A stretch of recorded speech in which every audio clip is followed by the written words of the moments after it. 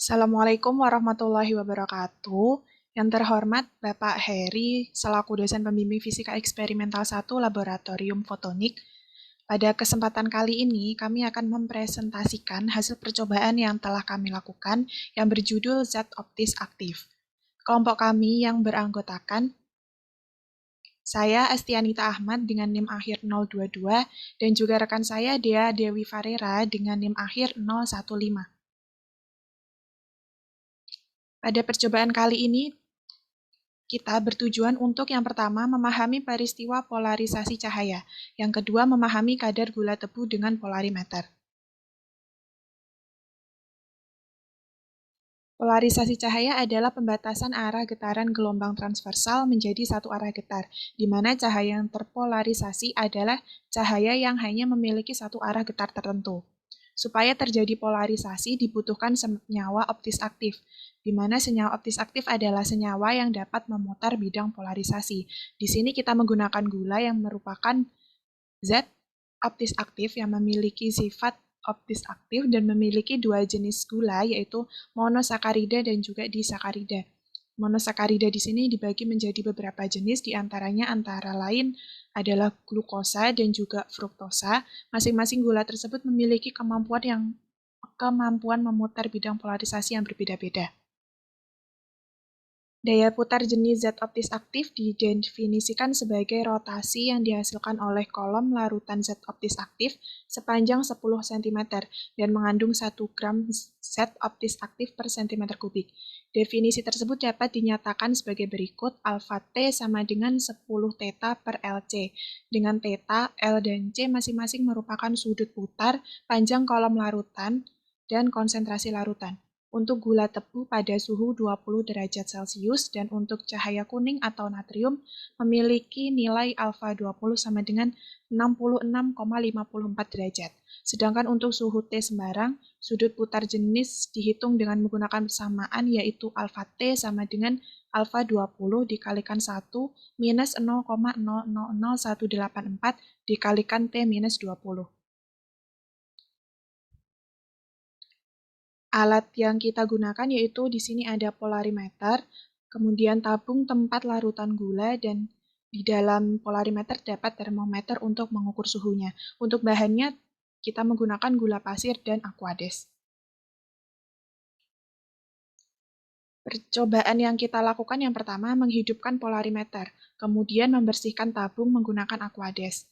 Setelah mengisi tabung yang telah dibersihkan dengan aquades, setelahnya mengusahakan supaya tidak ada gelembung-gelembung udara pada tabung. Untuk yang ketiga, memastikan display atau sudut pada polarimeter menunjukkan angka 0 dengan memutar tombol rotasi. Dengan menggunakan teropong, jika pada saat itu medan penglihatan tampak gelap terang, maka yang dilakukan adalah memutar tombol rotasi sehingga menjadi sama terang atau terangnya berada di tengah-tengah. Untuk mengganti aquades dengan larutan gula yang hendak ditentukan konsentrasinya.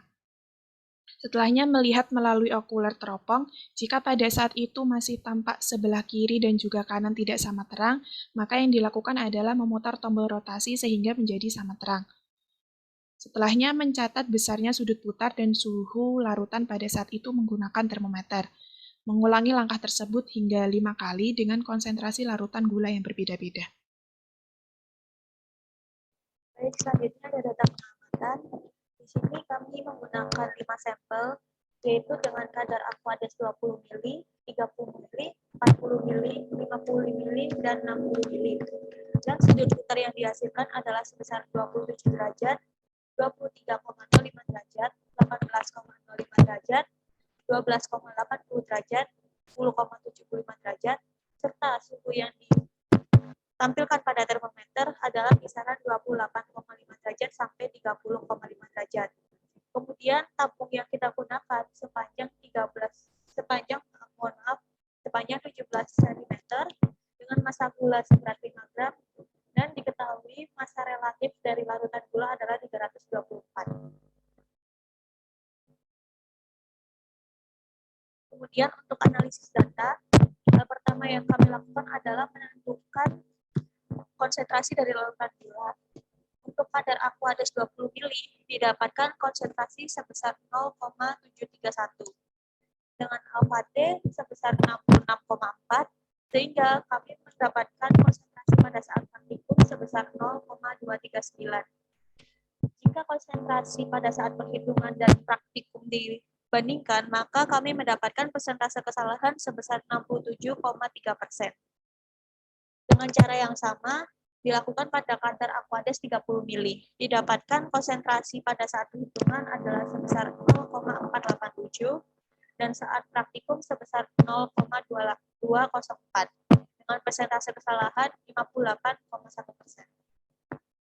Kemudian untuk kadar Aquades 40 mili, konsentrasi pada saat perhitungan adalah 0,365 dan pada saat praktikum adalah 0,160 dengan persentase kesalahan sebesar 56,30%. Untuk kadar Aquades 50 mili adalah untuk konsentrasi pada saat perhitungan adalah sebesar 0,292 dan konsentrasi pada saat praktikum adalah 0,113 dengan persentase kesalahan 61,2%.